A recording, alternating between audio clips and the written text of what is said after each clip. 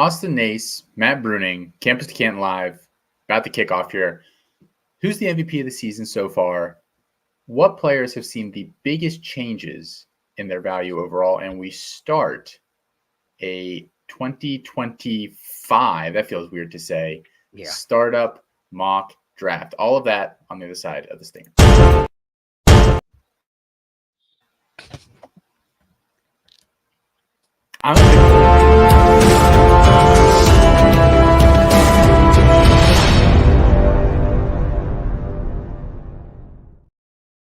About to say, I'm a big boy. I can drive the ship, Matt. If you say you're driving, I know. Look, I'm used to holding Felix's hand on the back end stuff, so I'm always ready to go and hit the button as soon as you say that. I'm like, no, hit the button. So that was good stuff. Good stuff. Felix will be on here shortly, and I'm sure he's just itching to tell this story about this dog that he thought was stolen. He's been out playing vigilante all over town over the past hours, so that's why we were late starting. So you can shout out Felix for that. By the way, thanks for joining in with us here live tonight, guys. Like the video, subscribe to the channel here, all that good stuff. If you want to help us grow the college fantasy formats, because that's what we're working to do. There he is. Move out the way, Austin. Where's the dog? Move out the way. Where's the dog? Move out the way. Did you tell that story already? I said that's why we're late, because Felix was playing vigilante looking for this dog he thought was stolen. That's exactly right. That's exactly right. It wasn't going to happen. We could do an after show today, and I could tell the full story afterwards that I told you on the phone. All right, where have we gotten to? We literally did an intro, and I told everyone to like the video. Okay. So yes, we I'm so, you know what, Austin, why don't you drive? Why don't you drive? I'm so discombobulated. Let's just move myself out of the driver's seat. Look, I ran home after all of this happened, and I just ran up here. So I'm not, There has been so much backseat driving already, and we're 2 minutes and 14 seconds into this. Matt wouldn't let me do the stinger myself to start off. We kept both clicking it at the same time. The stuff I got to do here at campuscanton.com. Thank you guys for joining in. Let's start with the MVP of the season so far. I know we're only 8 weeks in, but I think that's a fun place to start. And, in the case of Felix, who was clearly busy with other matters, maybe he can take a minute to think here. But Matt, who is your MVP of the season so far through the first 8 weeks here? Yeah, I mean, for me, it comes down between three players, and they're all quarterbacks, and it's Cam Moore, John Mateer, and Bryson Daly, and it's I think an interesting argument. I'm looking at from specifically a fantasy perspective, so no, those three are outscoring Genty by a decent bit, actually, as well. I feel like there are two candidates for MVP, and Matthew didn't name either of them. So, well, that's fine. Again, that's fine. So yeah, I'm looking at it from a fantasy perspective. Those are the three highest scoring players on the season. I mean, John Mateer and Bryson Daly. Bryson Daly was a guy you literally could still get off waiver wires right now, and John Mateer was a guy you probably got in your supplemental drafts. Obviously, Cam Moore was rostered. The reason I would lean Cam Moore is he has not had a game this year under 38 fantasy points. Like John Mateer had a 15-point game. Bryson Daly had a 20-point game. I mean, Cam Moore has been on absolute fire. I mean, if you've had him in your lineups, chances are you're winning almost every single week because of the points he's putting up. And I don't think that that's going to change. He doesn't play Clemson this year. There's not a tough defense left on the schedule for him. I think right now he's probably the leader for the Heisman. They've got Florida State, Duke, Georgia Tech, Wake Forest, and then Syracuse at the end of the season. Like that, he's probably the front runner for the Heisman as well. So I think he's going to keep putting up stats. They want to get into the ACC championship undefeated. So I think he's going to continue to put up a ton of points. So for me, it would be Cam Moore. All right, Matthew. The correct answer is either Ashton Genty or Nick Nash. And it's Nick Nash from the standpoint of, look, this is a wide receiver that's putting up Jareth Stern's stats. But we knew Jareth Stearns and Bailey Zappi were coming. I mean, everybody talked about them. Go ahead and get the Western Kentucky guys. Nick Nash is putting up similar stats. He's had his lowest game from a fantasy perspective was only 25 points and has absolutely been on a tear. And you could get him on the waiver wire. So I think that there are two answers. If you have Ashton Genty and Nick Nash on your team, Austin, you said this before, you just write down minus 90 because you're like, if you're playing somebody, you're down 90 points already before the game starts. So I think you could pick Ashton Genty, but I mean, he was a prospect that we already knew. In the CFF circles, he was probably the 1 or 2 pick. John Mateer, we talked about. I mean, we followed that quarterback competition all year. Cam Ward was a first-round supplemental pick when he went to Washington State. We were high enough on him to say, hey, you should be drafting this guy the first round. So I don't have a problem with your answers. They're fine answers. But from a value perspective, like who's providing the plus EV, I think that it's Nick Nash and really nobody else. That's my answer. Yeah, I think because of the positional value, you can't really pick a quarterback. I think there's a lot of those guys. I mean, Matt, the fact that you mentioned 3 quarterbacks, like I don't know that you could pick an MVP of that. Austin, look at Matt's face. He just doesn't like how he's not even listening. I just don't care. I'm not even listening. I don't whatever you guys are talking about. Matt is very upset that we haven't agreed with his selections. I honestly don't care, but I have a different answer actually than both of you guys. Harold Fannin, I think, could be considered the MVP of the season so far. If your league does not allow Jack Beck to be played at tight end at TCU, and I know a lot of leagues have him down as a wide receiver, Harold Fannin has like 30% more points than the next closest scoring tight end. And I think that really, really can set you apart at a position that isn't exactly chock full of guys to start with. So, Fannin, we've talked a lot about does he go to the NFL? Does he transfer? What does he do after this year? He's got some eligibility left. It remains to be seen, but I think, just for this season, I think Fannin definitely deserves to be discussed, as kind of in the Nash Genty, territory of guys that are just completely outperforming the rest of the position. I actually don't have a problem with that. So I was talking about Harold Fannin on Scott Belanger's podcast this week, and I basically said I don't know enough about him to evaluate him from an NFL perspective. I didn't realize he was 6'4", 230. So he has the requisite height. He just doesn't. I mean, he's built like a wide receiver. But I mean, let's say even he's 6'2". But I mean, Delaney Walker was a 6'2" tight end. Jonnu Smith 6'2" tight end. So I mean, the height that doesn't bother me. But I don't know.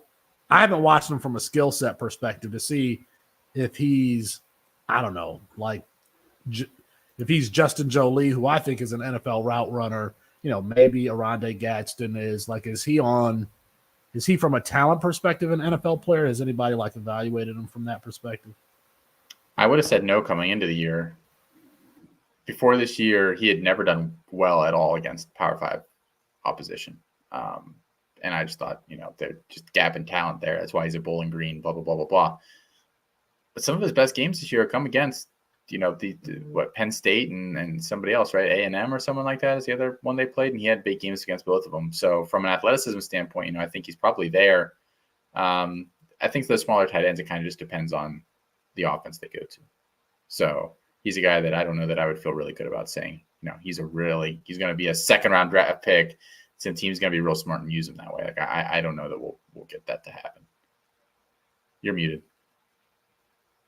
There's just been so many of those guys from a tight end perspective that haven't, they've been kind of dominant producers in the college perspective and then haven't Harrison Bryant was one at FAU, kind of a glorified wide receiver. Ed Dixon at one point. I mean, there have been these types of guys in seasons past, and they haven't really I mean, Evan Ingram is probably the highest end of that spectrum.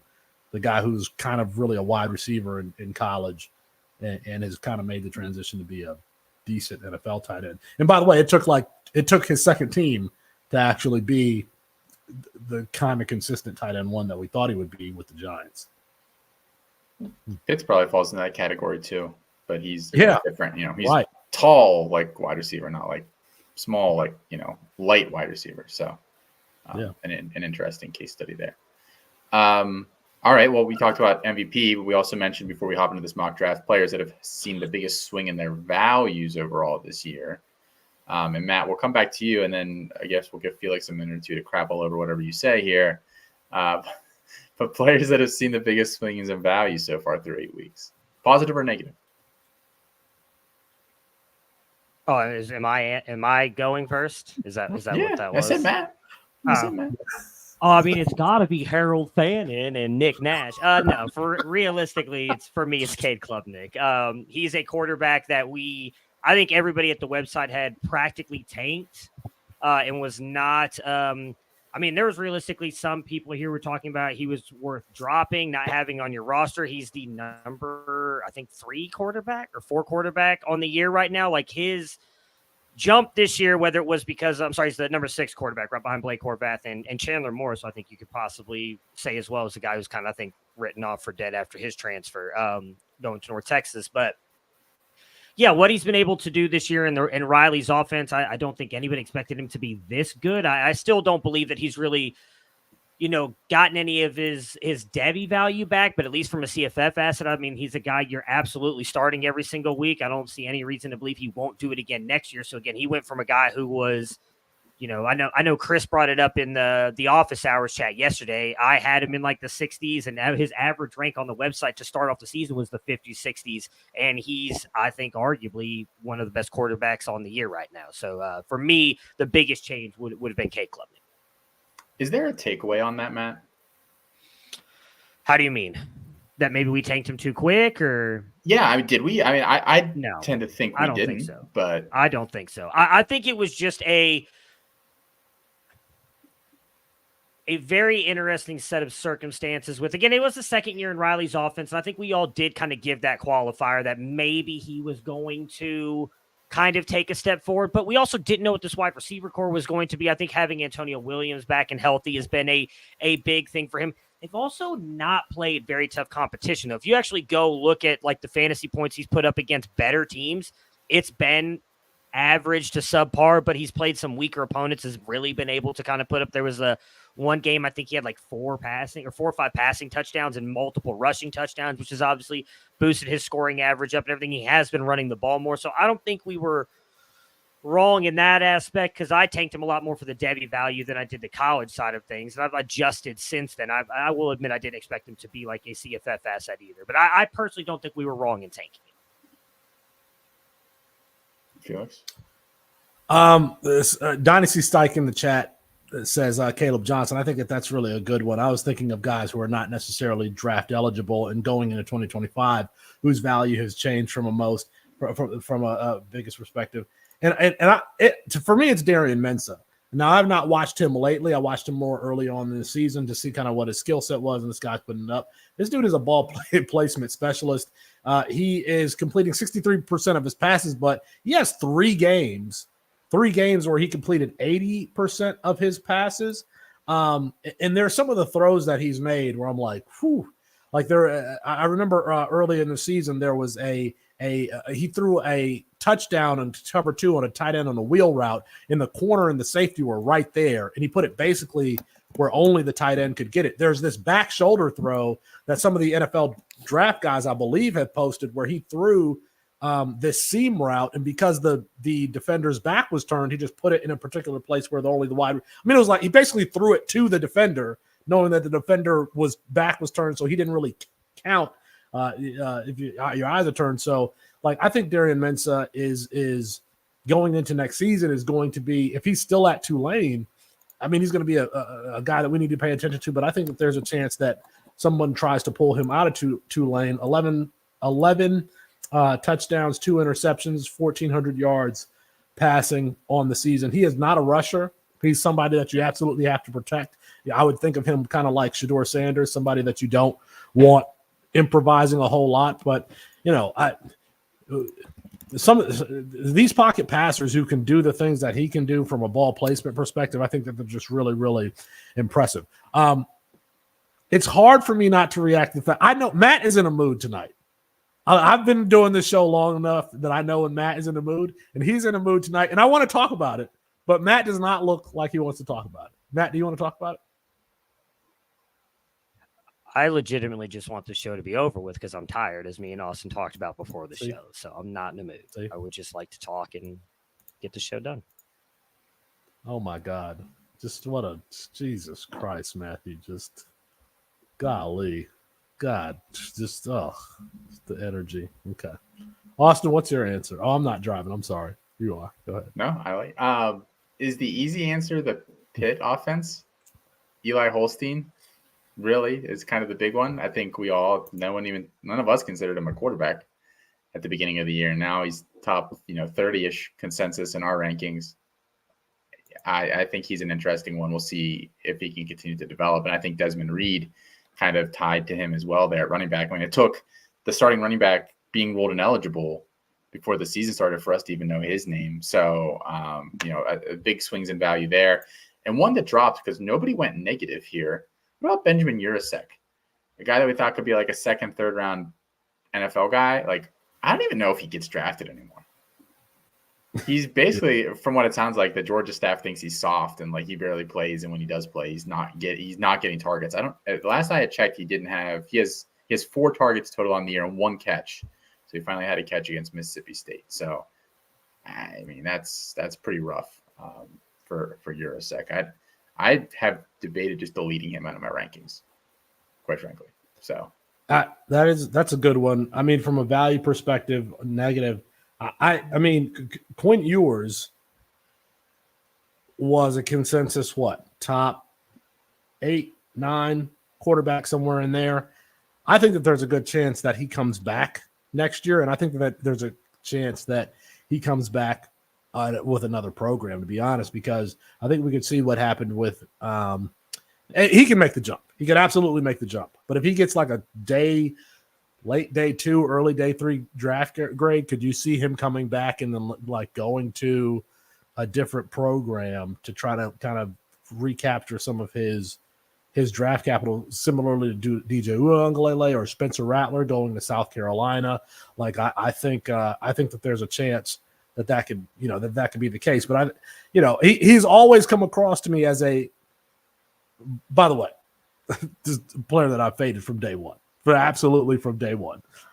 He's always been like a game manager who kind of makes layups, but most quarterbacks can make layups. Is not necessarily dynamic in any respect. And I wish Matthew would entertain this conversation, but he's not in a mood. So I'd encourage you to go watch the YouTube video, and we'll probably make fun of Matt next week. But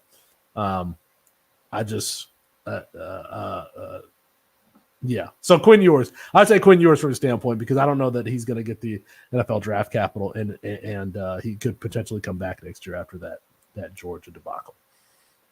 So, I mean, I did have a negative one. I thought we were going to do positive and negative. So, come on, let's crap really talk quick, some college kids. Come on, man. To Dynasty's site, yes, Christian Pulisic does exist, and he scored a somewhat lucky Olympico the other day, but still very impressive. Nothing lucky about it. It's a little bit lucky. I think Caden Salter, for what we expected of him to be, I believe he's like the 101st scoring quarterback right now in fantasy. I don't think anybody expected that of him. Like, they're losing right now by a touchdown with 5 minutes left to Kennesaw State, and Kennesaw has the ball at Liberty's 25-yard line. Yeah, So, there was a lot of hope. I mean, not just from people here, but like other people in the college space, that like he possibly still had some like NFL draft potential and tools, and was going to be a guy that maybe made a jump to like a P4 program after this year. And I don't see that happening now. Like, he has been really bad. Like, maybe he still makes a jump to a P4 school, but I don't think it's going to be like a top end program. So he's kind of a guy that I think has lost a ton of value in my eyes to the Quinn Ewers conversation. I don't think he's done anything worse than what he's done the past 3 years. So, like, I don't get how. Which is nothing dynamic. That's exactly what I'm saying. He's never proved to be dynamic. If you want to make that argument, but again, like, it's not necessarily. How do I put this the political way? It really doesn't matter what any of us think, because it does seem like NFL GMs like him, and he just goes, he does what he needs to do. Like, yes, it's not sexy. He's not done what I thought he was going to do. Like, I will admit that he's not been the player that I had thought and hoped he could be coming out of high school.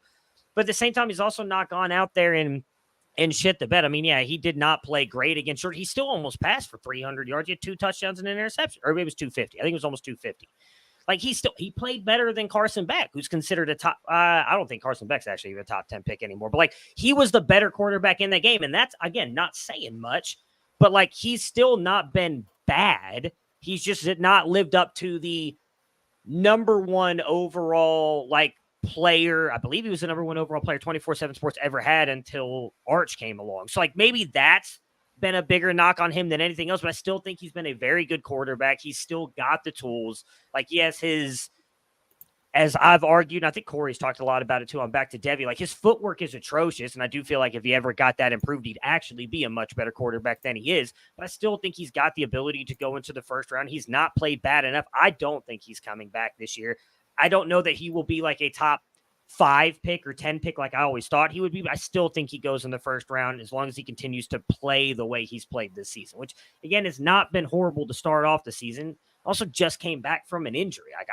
I'm not a quarterback. I don't know what obliques do to you throwing the ball. So, I'm not going to sit here and say he's horrible. He still had a good game against a good Georgia defense. I don't think NFL GMs prioritize game managing pocket passers who aren't aggressive downfield throwers. And that's what I think Bo Nix. Quinn Ewers is. Yeah, that's true. But Bo Nix had a little bit of the dual threat ability, but that's exactly, yeah. Kenny Pickett. Kenny Pickett was pretty mobile too. So now we're comparing Quinn Ewers to Kenny Pickett and Bo. No, I'm just saying, you're sitting here saying that there's not been whether. There we go, Matt. There we go. Let's go, Matt. Come on. Let's go, Quinn Matt. Ewers is a bad quarterback. There's been a lot of bad quarterbacks drafted in the first round. So again, I just don't see the argument, I guess. But do you have a negative one, Felix? You're Mr. Positive. You never have anything bad to say about anybody. I did Quinn Ewers. I did Quinn Ewers. Oh, you said Quinn Ewers. Okay. Yeah. That's right. And Matt, I was trying to pull Matthew out of himself. Salter, yeah. Has Beck hurt his? We might as well mention him since Matt just brought him up. I disagree. I don't think so. I don't think so. He's not a good fantasy quarterback. That's been my argument for the past 2 years. He's still at He's kept QB 48 this year. That's 5 spots lower than where he was last year, maybe 10. It's not. It has nothing to do with that. I do think he's hurt his draft capital. I do on that. We have seen, and I know Felix isn't in the company Slack channels as much as some of us are, but when you go back and look at the teams he played last year and where he was very good, it was against poor defenses. And when you go and look at some of the teams he played at the end of last year with the better defenses, and this year, he has been arguably bad. And I do think this year, a bigger factor in that is not having guys like Ladd McConkey and Brock Bowers who have given him those separators and those really good weapons. My argument that I made in the Debbie channel the other day that I think is fair to say is he's just not a quarterback that's going to lift anybody up. He requires you having weapons around him to be good. He does make some good NFL throws, but I don't think he's hurt his value, I guess, from a C2C perspective, because he was not a fantasy guy to begin with the past years. I think he finished his QB 30 last year. So that's not it's a QB 3. Sure. I don't think you're drafting Carson Beck for a college fantasy perspective. You're really drafting him from an NFL perspective, which is fine, but I think he has hurt his value there as well. I don't maybe think a little bit. I still think top 10 pick. I think that Carson Beck is like a 3-point shooter who shoots from deep, who kind of has gone into a slump, but they're still shooting these deep threes. Because you watch that Texas game, he throws. Mike said on Back to Debbie today that there are not quarterbacks aren't throwing anticipatory throws anymore. Carson Beck is one of the quarterbacks that actually is throwing anticipatory throws. The first interception across the middle, that was an anticipatory throw across the middle, right to the defense. No, he tried to hit a hole here, and the safety ended up getting him. The interception where they threw all the stuff on the field, I really think that was a back shoulder play that either he or the wide receiver read leverage wrong and they just threw it the wrong way. That's what I think, because Carson, if you watch that throw, Barron caught the ball on the outside of the wide receiver. It looks like he was throwing to the back shoulder, and the receiver turned inside. And that could be a leverage read where the route changes based on where the leverage is, and they just read it wrong. That's an anticipatory throw. Even the interception on the tip pass to whoever that tight end was, that's a 1, 2, 3-step timing throw, and he just was a little bit inaccurate on that. So to me, Carson Beck continues to try to be the aggressive player, the deep 3-point shooter, and he's just missing some of those threes because those players. He doesn't have Brock Bowers. He doesn't have Ladd McConkey anymore. So he may have hurt his. By the way, I personally, and I talked about this on Matt Waldman's show, I like when a quarterback throws if they throw an interception, they don't go into a shell. They continue to push the ball downfield, and Carson Beck will continue to push the ball downfield. Listen, I liked Michael Penix Jr., aggressive downfield thrower. Some of these pocket passers, aggressive downfield throwers. That's what Carson Beck is, and he continues to be. He just doesn't have the talent around him this season. I like the energy of the show today because this makes me feel like back in the day when me and Matt would get into it back in the day, So in Austin, we just kind of sit there and watch. But I still believe in Carson Beck, and I still think he's going to go in the top 15 despite those interceptions. Felix, you and I have kind of gone back and forth on this before, not like arguing, but just discussed it because you're like when you say aggressive passer, you don't necessarily always mean like 50 yards downfield per se. But if you had to guess between Quinn and Carson Beck, who had the better completion percentage, 20 plus yards downfield this year, who would you guess has the better completion percentage in that range? I'm obviously it's a trick bet. So you're going to say it's Quinn Ewers, but Quinn Ewers has Jonte Cook. He has Isaiah Bond. I mean, he should be hitting those plays. Like who? Texas has the better. Aaron's. He's a pretty good deep threat. Like he can't do a lot of the other stuff like Isaiah Bond can, but purely if you just said run a go to Isaiah Bond and Arian Smith, I think they're basically the same player. I'm talking about. So to me, those are the deep shots, the 9 routes that you throw. What I'm talking about is those passes between 15 and 20 yards that require like a low trajectory throw. 7 to 10 yards off the ground. You're hitting in the seam, something like that. That requires a high velocity, low trajectory. Those types of throws. Like I'm trying to think. We saw Jared Goff make a ton of them. In the game against the Vikings here this week. I mean, he hit Amon-Ra St. Brown on a 3rd down, like in breaking route. Like those are the types of throws that I'm talking about when I talk about being an aggressive downfield passer. If you watch 2021 Michael Penix Jr. versus Michigan State, I remember distinctly him just hitting these seam routes, like just either who was Whop Fillier in the seam. Just these laser type throws and hitting wide receivers. I'm not talking about the lofting, the deep ball that we wanted to see Quinn Ewers hit Xavier Worthy on last year. That's not what I'm talking about. I'm talking about these kind of back breaking 3rd and 11 and we get 15-yard type plays. Okay.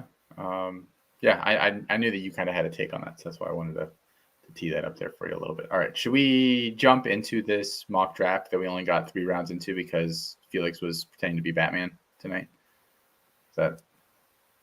Yeah, we should we got to put it on the screen. Yeah, I'll share it here. We got through 3 rounds of a startup mock draft here. And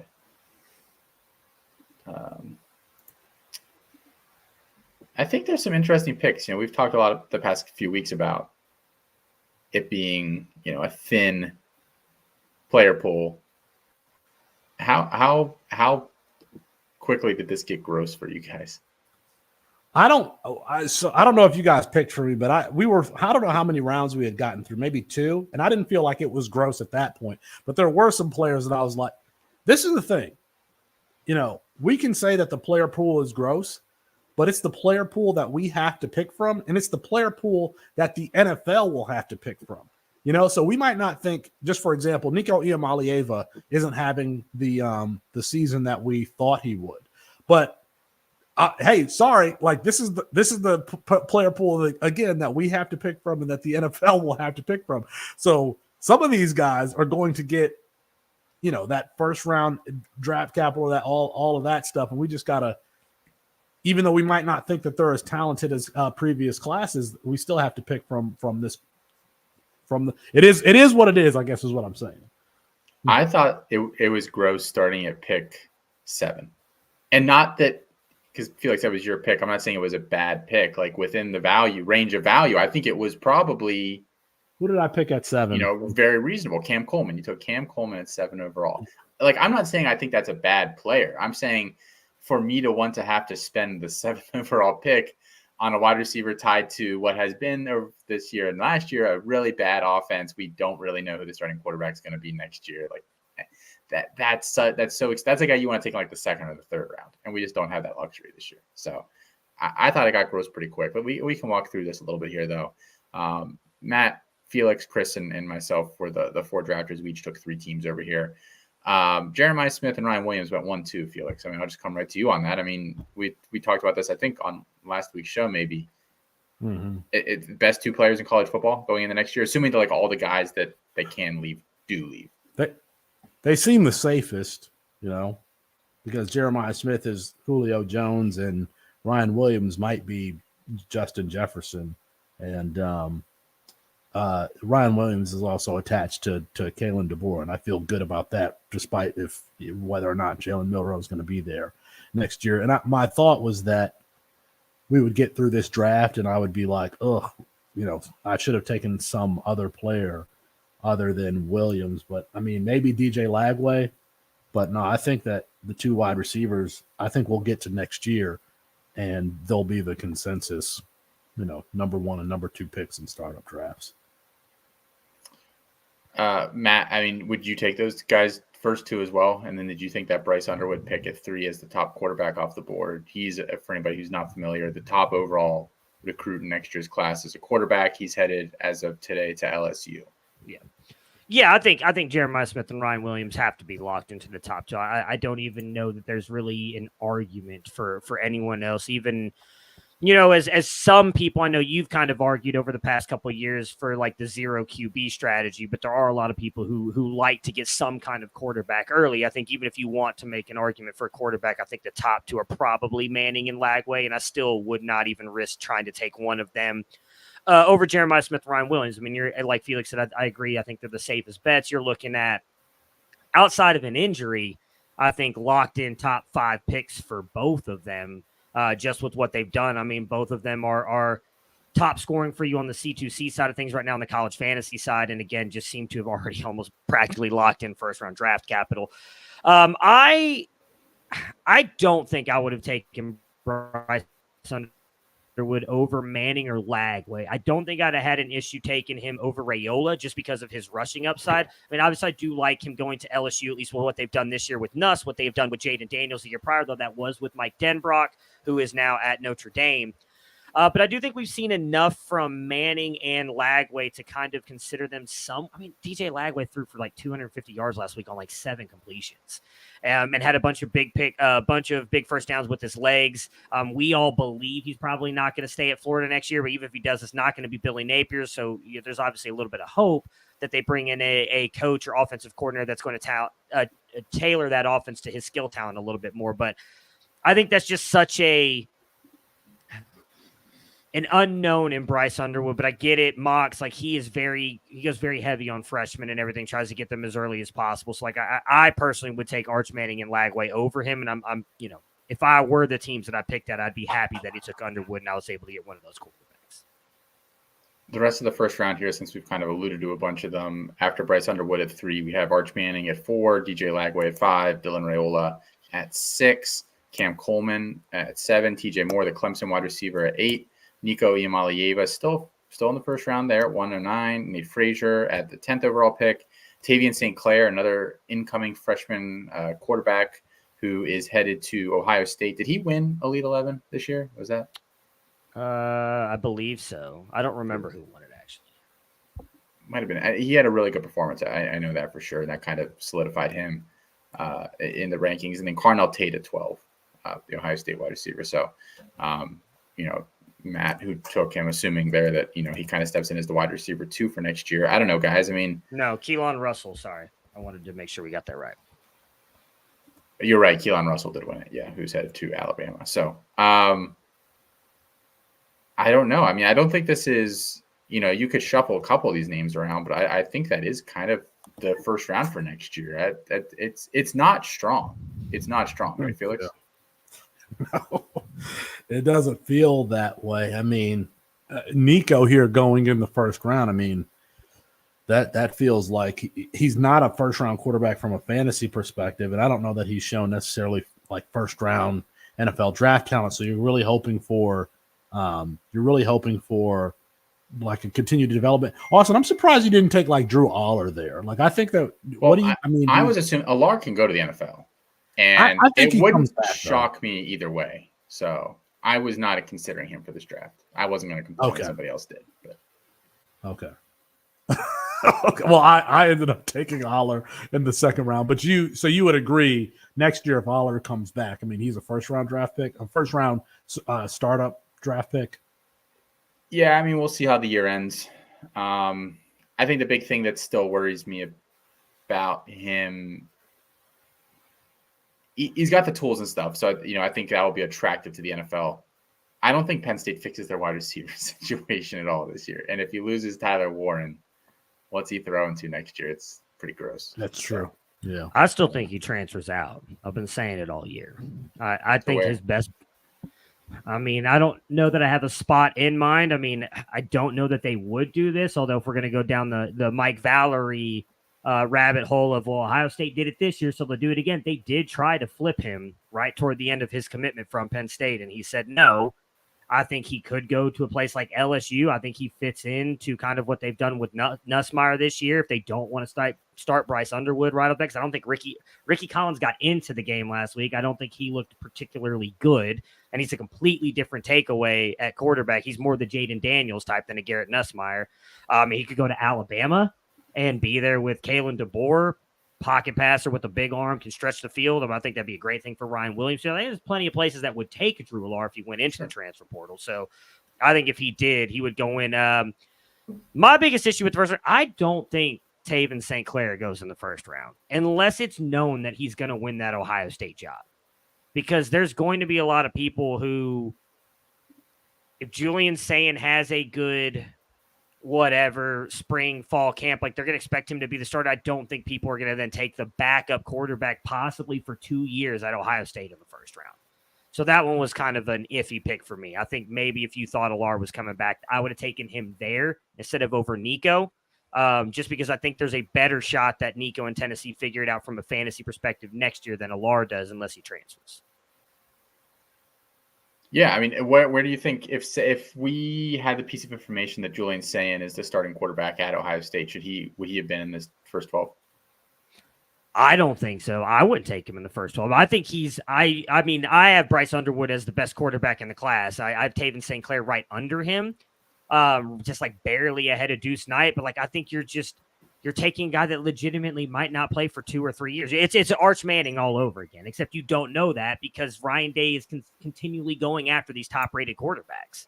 I mean, so it could be – I think he's more talented than Devin Brown, but, like, it could be Devin Brown all over again where he comes into Ohio State like, oh, well, he's going to be the next guy. We think he's more talented than the quarterback in the room, let's say Julian Sayin, so we think he's going to beat him out, and then he doesn't, and then he doesn't again, and then all of a sudden we're sitting there and so now is he transferring out as a junior to some school to possibly get a shot?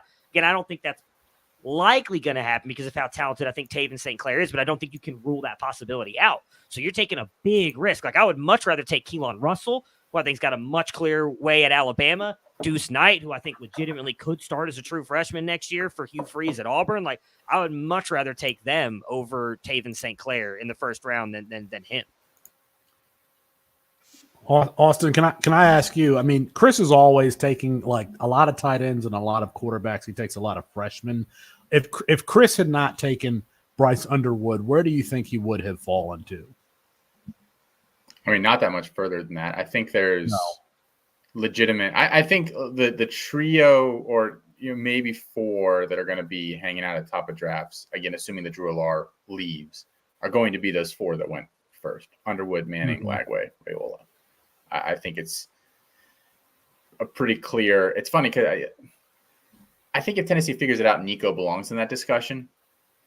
But we had a lot of reservations about him coming in. I know I kind of just said, I was probably wrong and lifted him way up, and maybe I was not that wrong about what I thought about Nico coming into the year because he hasn't been very good. But I think those are the clear top 4. Yeah, I would have taken him ahead of. My next pick was Cam Coleman, and I was actually hoping that I would get Bryce. Look, Bryce Underwood's from Michigan, dual threat quarterback going to LA. I mean, I wanted him, and I would have taken him at 7. So I mean, if you want Bryce Underwood in a startup next year, you're probably going to have a top 5 pick to make sure that you get him. Probably. Let's read off the second round here real quick. At the 201, Bryant Wesco, Clemson wide receiver, the second. Clemson wide receiver off the board. I don't know if we would have thought we'd be saying that at the end of at the beginning of the offseason here. Keelan Russell, who we talked about earlier, the Alabama commit, incoming true freshman there at 202. Drew Alar, whether he'll be around or not, 203. Caden Durham, the LSU running back at 204. Deuce Knight, another catching a theme here, incoming true freshman quarterback, recently flipped to Auburn at 205. Cedric Baxter coming back for Texas at 206. Trevor Etienne, another one. Like I think he probably goes to the NFL, but he was taken here at 207. Eugene Wilson, the Florida wide receiver, at 208. Jonte Cook, Texas wide receiver, at 209. Malik Lockett, the incoming true freshman wide receiver, headed to Texas at 210. Lenore Sellers at 211, and then Darius Taylor, the Minnesota running back, at 212. A lot more freshmen here again. I think those guys all kind of belong here, right? No DeCorian Moore, which I find really, really interesting. I consider him the top wide receiver. I was surprised that Lockett went over him. That's what I was going to say. If I'm picking one, I'm taking Moore over Lockett. I think Moore actually has a better shot at playing time next year than Lockett does.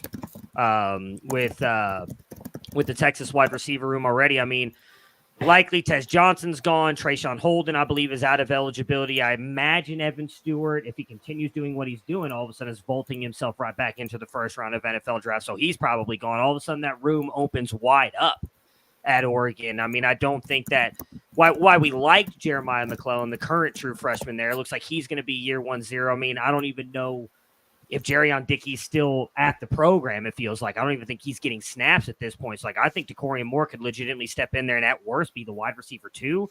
I would think Kalik Lockett's probably going in there as the wide receiver 4, maybe, especially with how good Wingo's looked this year. They've had, DeAndre Moore has done a lot, who's a second-year player in that offense as well. So, I think Kalik Lockett there was a little bit of a reach. I would have definitely taken DeCorian Moore, who's, I believe, that he's my top-rated wide receiver. I believe he's the top-rated wide receiver for all of the services. And, again, heading to an Oregon offense that has just, highlighted these high-end wide receivers. So, and I would be interested to see where Dante Moore, speaking of quarterbacks from Michigan, where Dante Moore comes off, because, we expect Dan Lanning to be able to recruit well to surround that quarterback with skill position talent, especially more so than UCLA.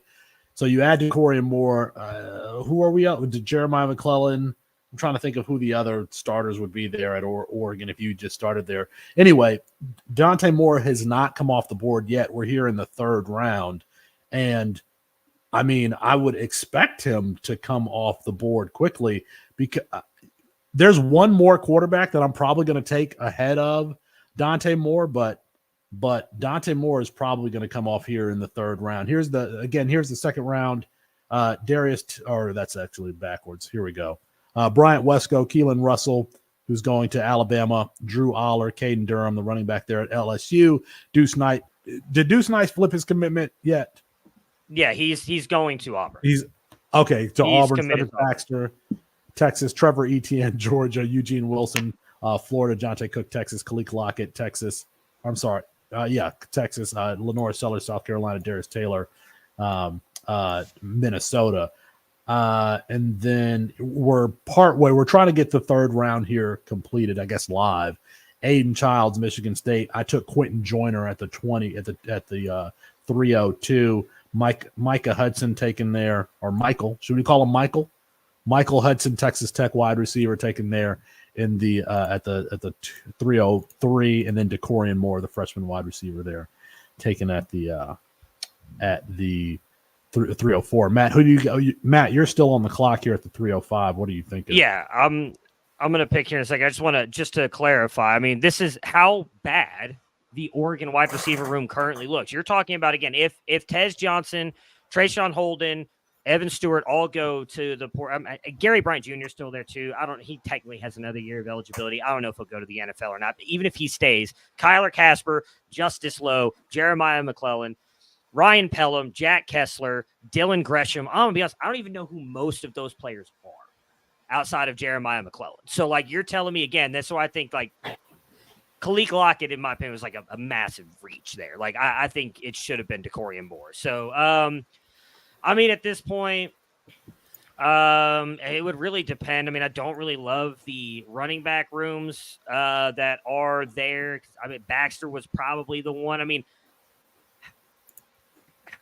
I want to continue to believe in Justice Haynes, but like he's just been really bad this year. Yeah. And I think a lot of that is more the offense than necessarily the player. I think I still believe that he is a very good player, but like the offense is just not really going towards him. I don't really love any of the wide receivers in the 2026 or 2027 class currently that are still actually, you know what? I take that back. I know who I'm gonna take. I'll take Ryan Wingo.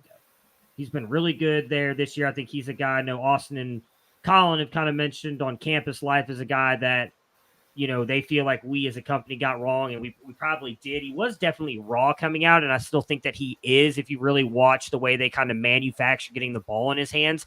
But he's explosive. He looks like a guy that they're going to continue to do that for, is likely going to be, like I said, with the way that room kind of clears out this year with all those guys going to the NFL draft, might be the wide receiver 2 for Texas and Arch Manning. And in that Sark offense, so I think he's got a chance to be really good. So I'll take Wingo there. Yeah, it's weird to see a 6'2", 210 guy being used on like reverses and jet sweeps and stuff. Usually that's, you know, the smaller wide receivers, but they've been getting Ryan Wingo. They're the ball in Ryan Wingo's hands. Chris is on the clock. You know, Chris is not on the show today, but he is still here. I'm interested to see where he goes because there's a player that I think a few months ago would have gone in this spot who's not been taken yet. And I'm waiting to see if that player falls to me here, the quarterback. So we'll see what Chris does here, if Chris is still awake. Austin, you back? I am. Still having mic issues apparently, but I'm back.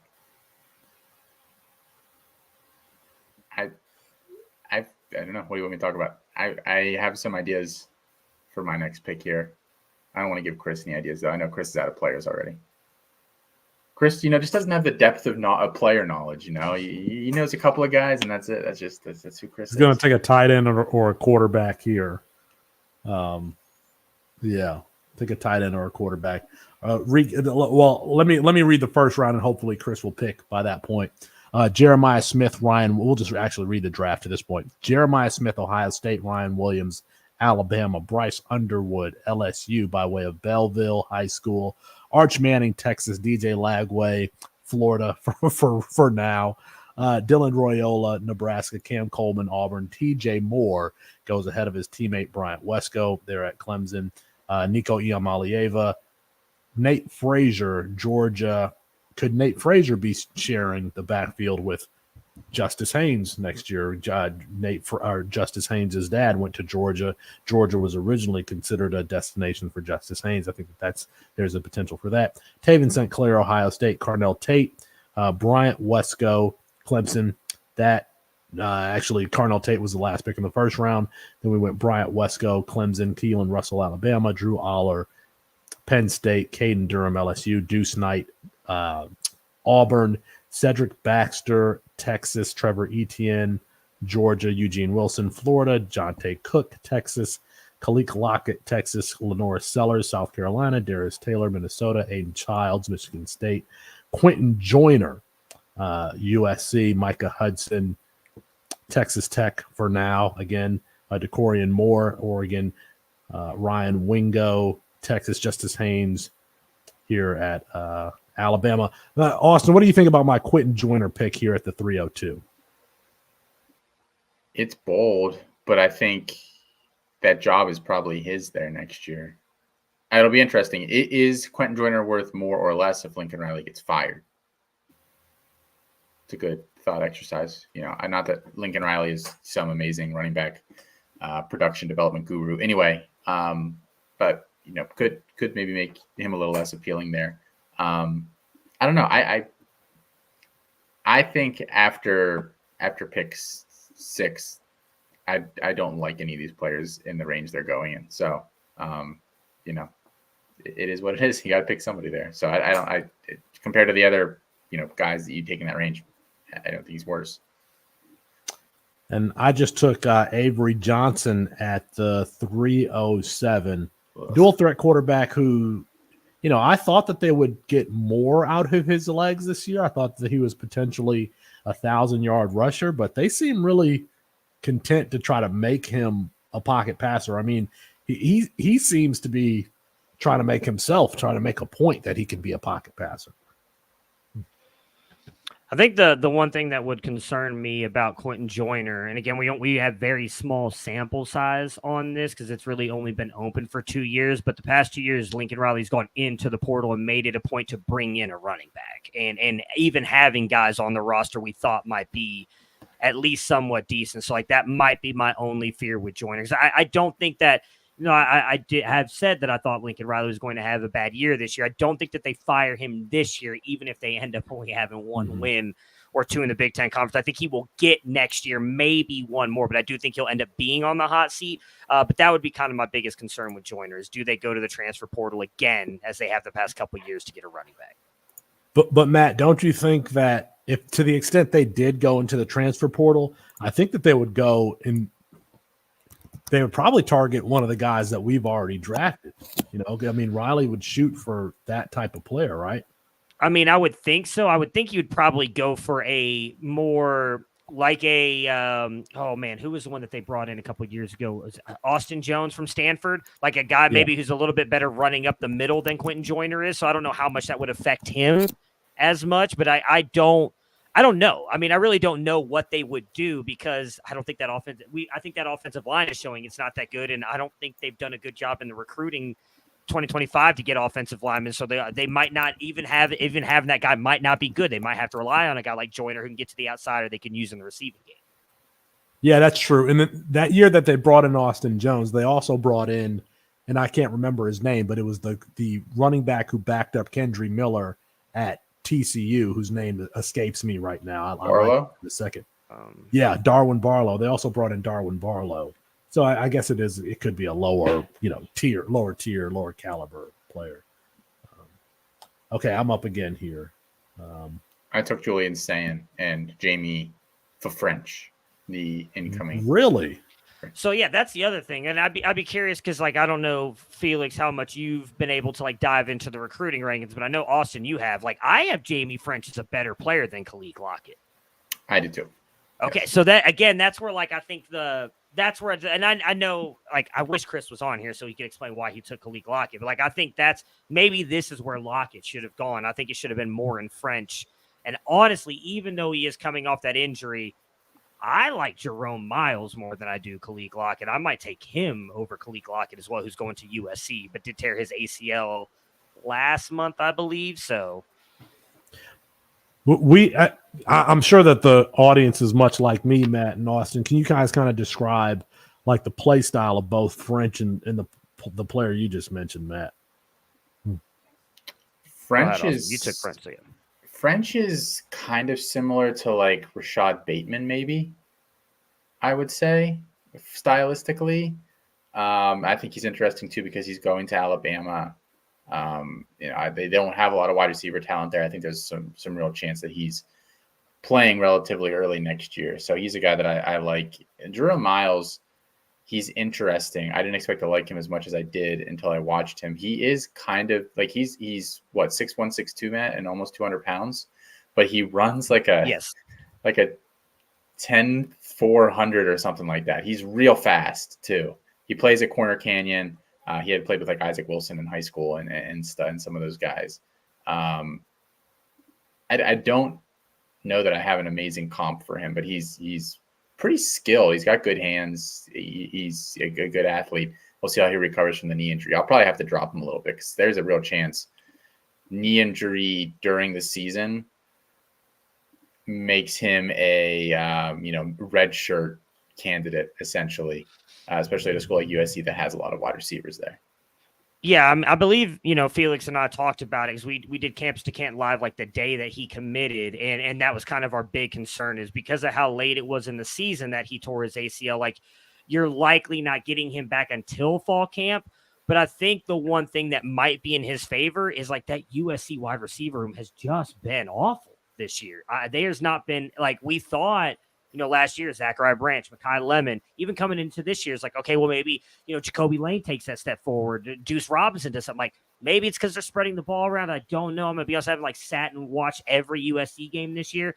Like I talked about it with you, Austin, on College Fantasy tonight. Like over the past 3 games, Mekhi Lemon started to lead the team in receptions and targets. And I don't know if that's a great thing for the USC offense. None of these guys are standing out. I think Jerome Miles could go in there and easily be the best player next year. But again, going in fall camp, that's a lot to ask that guy to get on the field that quickly. So I agree with you there. I honestly don't like Khalid Lockett much, which was the other player in the discussion. I don't think that he's overly fast. I was trying to pull up. We only have him at 20 miles per hour. That's not really what I'm looking for from my wide receivers. I want him to be a little bit faster. And I can't remember how.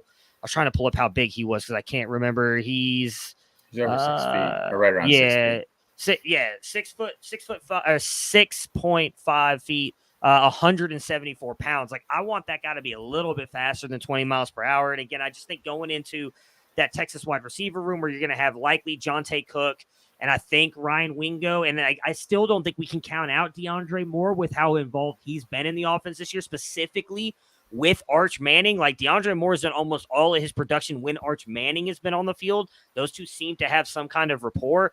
And then I think, again, Jamie French coming in with Lockett. I just think French is the by far better player. I don't know where Lockett fits in on that offense. So Lockett, I think he reminds me a little bit of Tylan Wallace, but I also think that he's got some he's better with the ball in his hands than Tylan Wallace was. I will give him that. He's a very weird play style.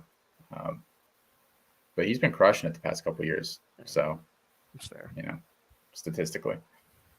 I want to point out some players who have not been drafted just yet, who may be drafted soon, but it's probably worth noting some players. And I haven't gotten through the wide receiver, the wide receivers just yet. But at running back, Kewan Lacey at Missouri, Taylor Tatum at Oklahoma, Jamarian Miller at Alabama, David Eziomume at Clemson, Roderick Robinson at Georgia, Isaac Brown at Louisville, not drafted yet. Eli Holstein at Pitt, Dante Moore at Oregon, not drafted yet. And I'm going to go through the wide receivers, but one that's standing out is Zachariah Branch at USC, not drafted yet. Kevin Concepcion at NC State, not drafted yet. Yeah, I don't know about the running backs. I feel like it's probably fair that none of those guys. What out of the guys that you named, who do you have a ton of confidence in that's going to be that you feel is going to be good moving forward? I think the running back room, which we've kind of talked about on shows in the past, right? The running backs, I think of any position is just not a good position right now in college football. And we're not getting that many better players either. The past couple recruiting classes have not been good. I think you have to go back to what was the class before Baxter? Who because we had Baxter and Haynes fairly well ranked, but wasn't it Singleton? Yeah. Oh, I think was Singleton probably our only tier 1 running back in that class too. So it's we had several tier 1 running backs in that class. Okay. Singleton wasn't even our RB1. Blue was. Oh, that's right. It was Blue, right? Jadon Blue was our running back one. Yeah. But this year, I'll be honest, I haven't dove deep into the running backs, but there's not a guy that I have in my tier 1. There's not any that I necessarily love, and I don't know. I have not gone into 2027, 2028, anything like that. So I don't know how many guys are coming up that route, but I just think the running backs are, you can get value at that position, I guess. I wouldn't be taking, I'm fine with Nate Frazier and Darius Taylor going. Even Justice Haynes and like I said, maybe Quinn Joyner. I have some questions about that one, but those guys are probably the top at the running back position next year. I'm okay with those guys going. Maybe the one that you actually didn't mention that I'd be curious, I think would go higher is probably Quentin Martin if we knew he was going to be Penn State's locked in running back one. He hasn't gotten a ton of run this year, but if Allen and Singleton both go to the NFL and he's kind of gonna be the guy, he'd be a player I'd be interested in taking just because, again, of what Andy Koldenicki has done throughout his career with running backs. And especially if Drew Aller transfers out, because then I think they will focus on the running game even more. I'm taking a look at a few names here, Austin and Matt. I want to throw them out to you, and you think, let me know where you think they'll be taken. Damon Williams at Washington. I think he'll be a top 10 round guy for sure. I was going to say around 7 or 8. Yeah, that feels right. I don't think I'd want to take on that much before that. Just, I mean, at the CFF upside is going to be really, really fun and interesting. But I do think, we've talked about this. Like, there are outliers; they certainly happen. But the size is fairly limiting at a certain point. He's really not very big. I mean, I could see him going a little bit higher than that. I think Felix, you and I talked about it on a Campus to Canton Live a couple of weeks ago or something. Like, Jedd Fisch is purposely, like, he's come out and said not only that that's his job next year, like he's flat out said this is Damon Williams' job next year, but that they have certain plays in the playbook for him every single week. And it was, who did Washington play? Michigan. When Washington upset Michigan, he went in there in like a drive where Washington was, I think, only up 3 points. So it's not like the game was out of hand. And he went in there and he was blowing by Michigan defenders, like running by them and making plays out of the pocket as a runner, which I know is kind of what Austin was hinting at with his CFF upside. So, like, the biggest thing is obviously, can he take hits being the size that he is? But, like, he's definitely looks like he next year should be able to step in and kind of be the guy.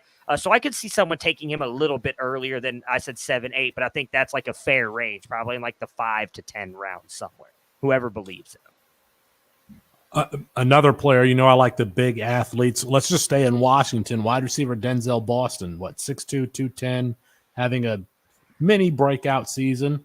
Where do you, I mean, thin position, 40 receptions, 540 yards on the season, averaging 13.5 per. He has Denzel Boston has 9 touchdowns on the season. Wow, I didn't realize that. He has games of 125 yards against Rutgers and 121 yards against Northwestern. The last 2 weeks has been okay against Michigan, 5 for 80, and against Iowa, 5 for 48, which makes 5 for 48 against Iowa. And then Nick Marsh goes for 100 and whatever against Iowa. Makes kind of stands out a little bit. But Denzel Boston, where do you think that he'll be taken? I mean, I think that he could be taken here in the next couple of picks. Would that be a reach? I'd say round 4 or 5 is probably fair for him. I mean, there's not many wide receivers left, I think, over him. I mean, because you got, obviously, I mean, it really kind of clears out with all the guys that are probably going to the NFL after this year. So, I mean, what do you got left? Like, you got Perry Thompson. Who else is even left? I'm trying to think of you. I think I took Eugene Wilson, right? So I don't know. Like Perry Thompson, Malcolm Simmons, who's probably actually been one of the other better wide receivers there. I don't know. Let's make a pick for Mox. Mox is probably sleeping. The third round has been, and we can finish this third round and be done. Aiden Childs, Quentin Joyner, Micah Hudson, DeCorian Moore, Ryan Wingo, Justice Haynes, Avery Johnson, Julian Sayin, Jamie French, Kyron Drones. Austin, where would you go here at the end of the 3-11? Top names left on my rankings, just, again, assuming all these guys leave that can leave. I think my top rated guys are at running back, one of like Martin, Tatum, James Peoples at Ohio State, who we haven't talked about at all, but he could be the James starting Peoples running back is one there. of the names I had written down to talk about, like who we would take, along with Cam Davis at Florida State. So you're talking that quality of running back if you're going there. Wide receiver, I think Kevin Concepcion and Zachariah Branch are the 2 highest rated guys I have left on my board. I would be tempted. I think Chris would probably take Concepcion there of the names that we're talking about. But yeah, I mean, it's not. I don't think you can take a quarterback in this range. I mean, at that point, you're looking at Holstein or Mateer, but I don't think he's an NFL guy, at least not in his current whatever. I don't know. Chris really would probably take a freshman, but right. I think that I don't think you can take Peoples this early, personally. I mean, I like what I've seen out of him, but he's not like the physical back that it seems like Ohio State wants, and Bo Jackson is, who's coming in next year. I want to say he's a 4-star, if I'm remembering correctly. Yes.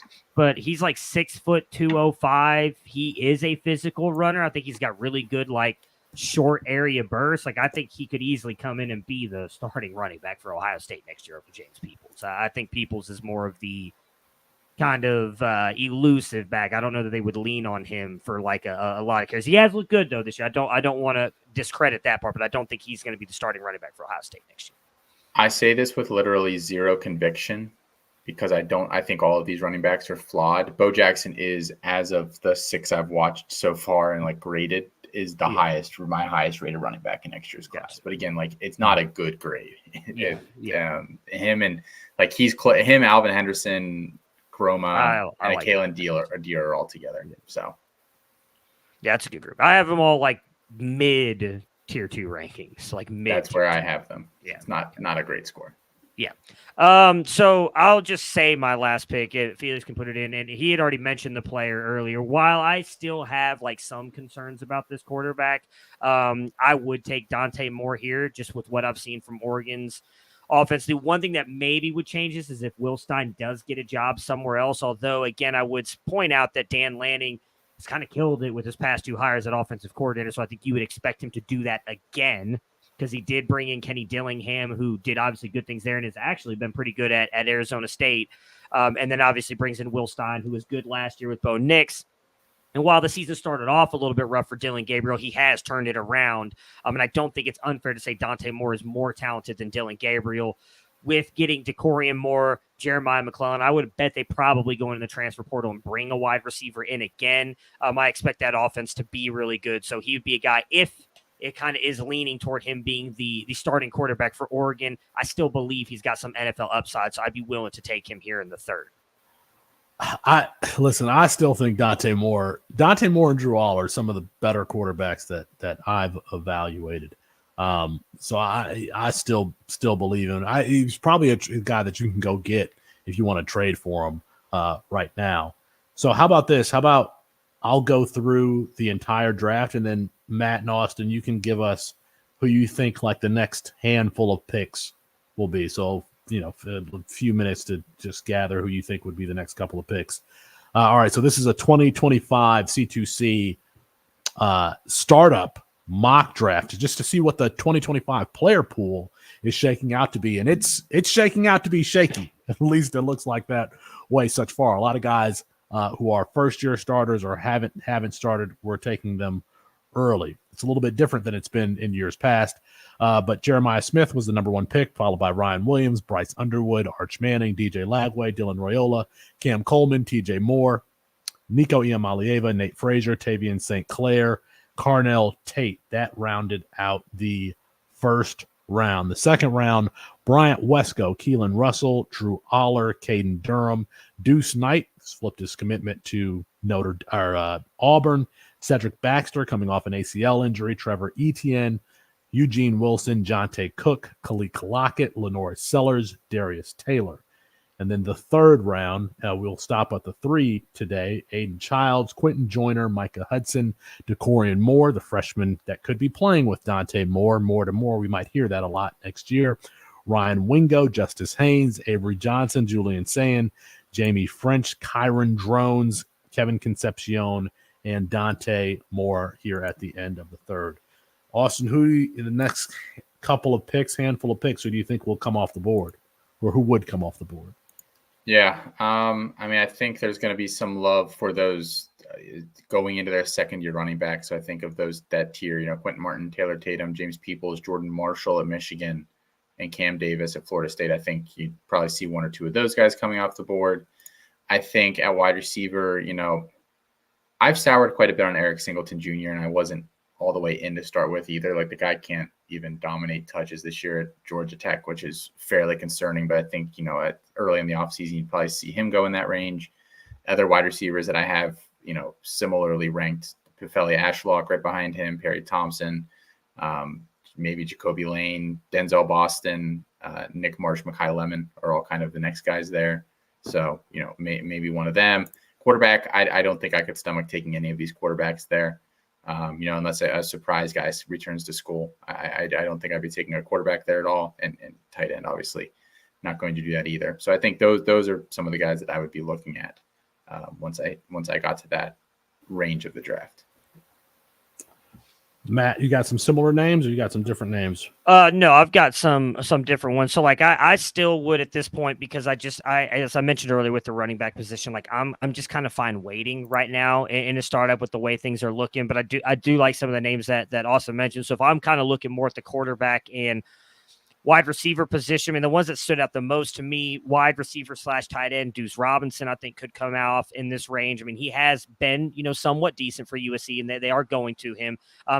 Same in that same room, Mekhi Lemon, which is weird to say both those guys over Zachariah Branch, but both have been more productive. So, like, I think you might lean toward those two, and then maybe Perry Thompson is another guy that at least I think is intriguing in that range at quarterbacks. I mean, I think if he keeps doing what he's doing, I know there's a lot of people who think he has some NFL upside. I think Devin Dampierre probably needs to start being maybe looked at as a player who comes off here. Although if you think he's only a G5 guy, probably comes off a little bit later. An interesting one for me that I think could pop up in this range, but could absolutely not be anywhere near here is Jackson Arnold with what he does the rest of the year. I mean, it sounds like he's going to have that job back. I don't know if he stays at Oklahoma. Obviously, there's a lot that needs to figure out there.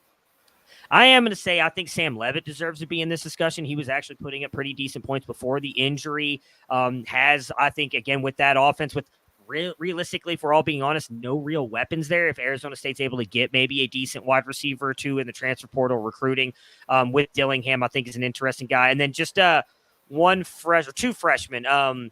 I think Quincy Porter, it seems like Ohio State really loves him. Him going into that room, especially with like guys like Mylan Graham, Brandon Ennis, all those guys we thought were going to do something, probably won't. I think might be an interesting one. And then quarterback Houston Longstreet, who I believe is still currently committed to Texas A&M. I don't know that he would flip, but like that coaching staff is going really hard on trying to keep him at Texas A&M. Like I liked Miles O'Neill last year, the freshman who's there right now, but that was not this coaching staff's guy. Like I think Longstreet going in there, who is a guy who can use his legs, does have a very strong arm. I don't know that he would start as a true freshman, but he's an interesting quarterback that I think has some very interesting upside that might go in this range specifically because we've seen so many freshman quarterbacks already go off the board 3 rounds in. I find these exercises to be really beneficial because you see what the player pool is going to look like and where you can take shots. And I think one of the things that's so much different about C2C and college fantasy as opposed to like NFL Dynasty is that the value is so speculative, which creates for interesting draft boards. Let us know in the comments if you want us to Brett Hats in the chat. He said Matt's rebound this past hour has been impressive. I agree. Matt was not bringing the energy, and something turned him on. But let us know in the comments if you want us to go through, rounds 4 through 6 or so, and we can do that next week. If you'd like to, you can stick around. I'll tell the dog story in the after show. But for Matt Bruning and Austin Nace, I'm Felix Sharp. Oh, I'm sorry. Apologies to Kirk Street. We ran out of time. We'll get him rescheduled soon. For Matt Bruning and Austin Nace, I'm Felix Sharp. Good night and good luck, everybody. Yeah, Matt, you did come back a little bit. All it took was some mom and dad fighting. I was going to put this in the chat, but since this is the after show, can you upload? Dude, I need to get I've been up since 2 o'clock. Yes, I can upload. I can upload it. Okay. I can upload it. Go. Well, I'm excited to listen to the dog story in the morning.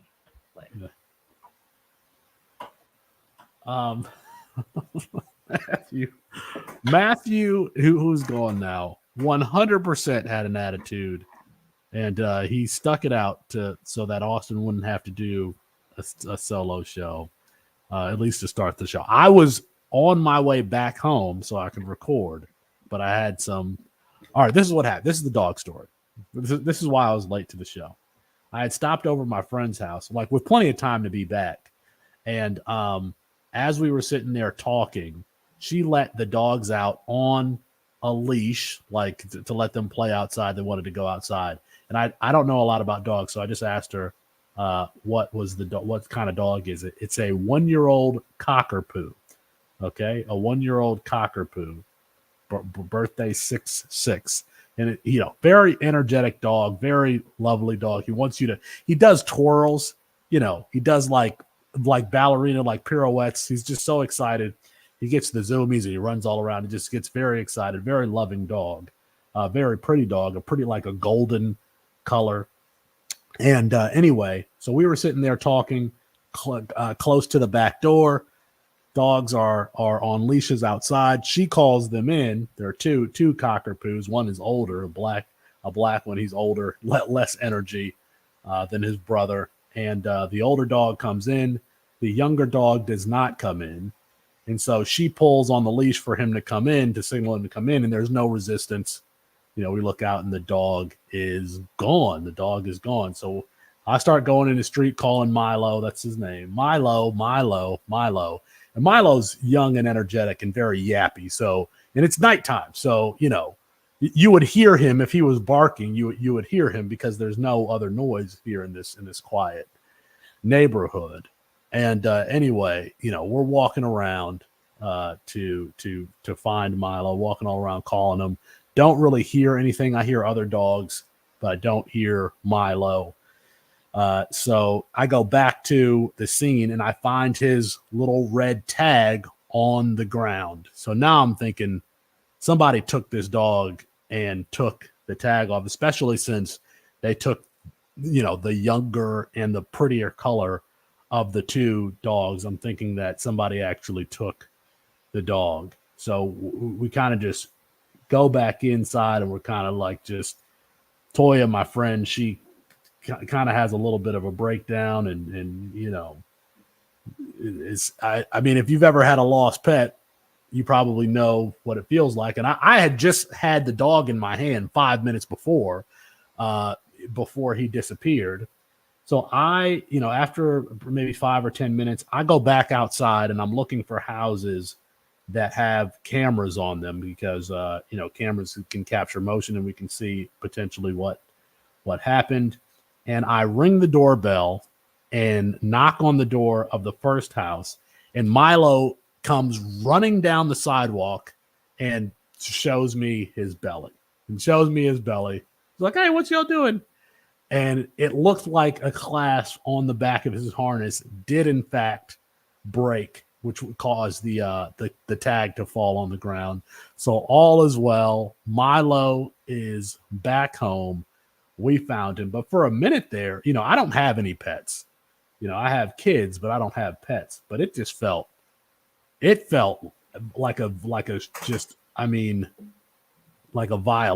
complete violation, especially since we were no more than 7 feet away from the dogs. Now they were outside, but we were right there. The door was open. The thought had been like somebody snuck here in the backyard and took Milo.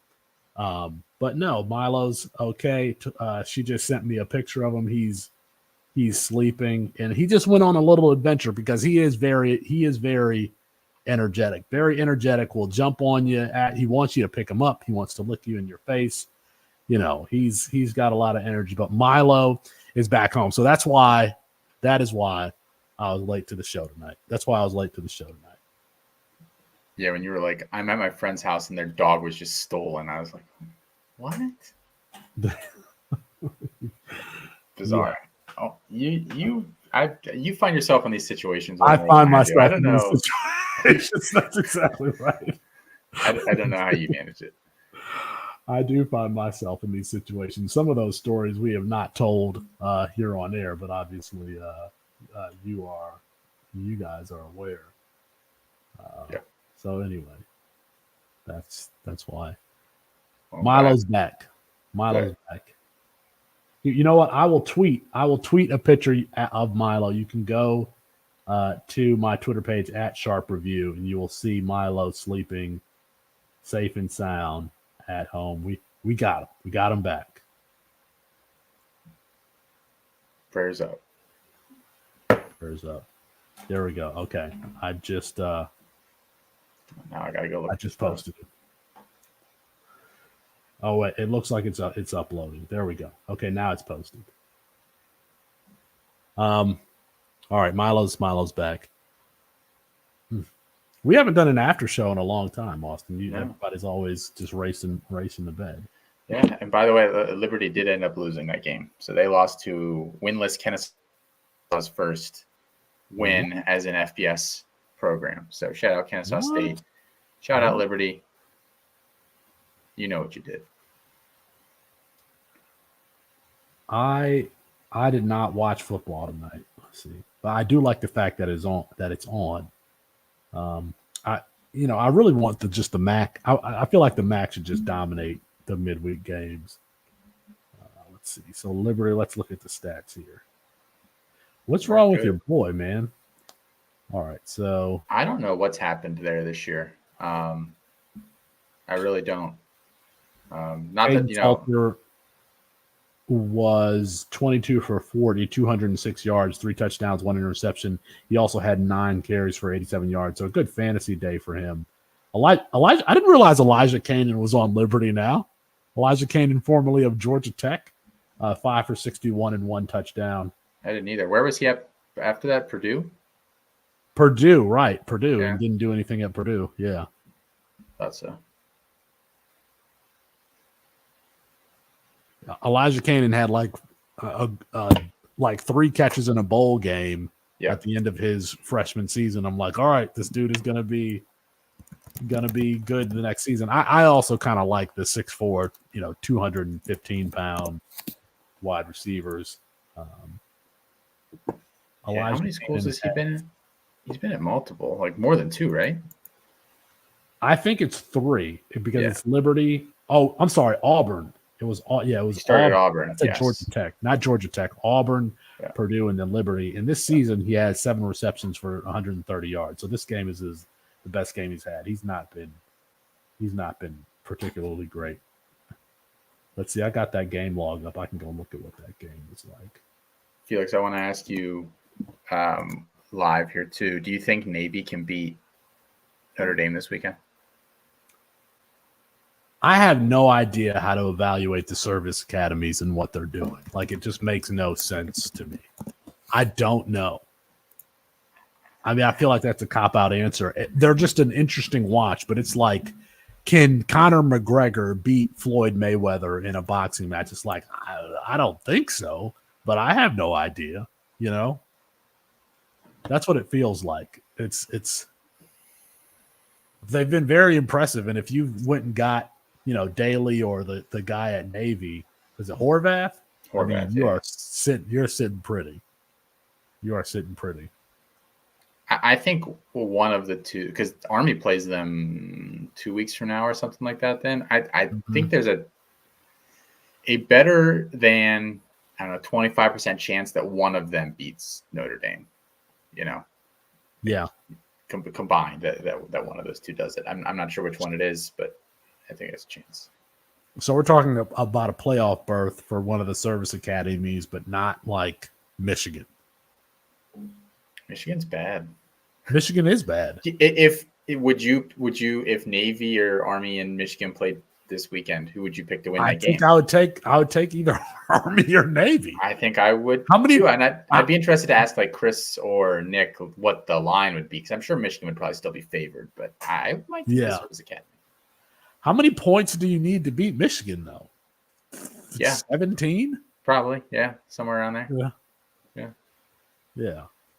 So I think the real tough part for those service academies when they play some of these schools is like I think that they would be able to put up points on pretty much anybody this year just because of the offense that they run, but athletically on the defensive side of the ball, right? Like I do think that even Michigan could probably expose them a little bit from like a size athleticism standpoint, especially along the trenches. So that part is what makes it tough to predict.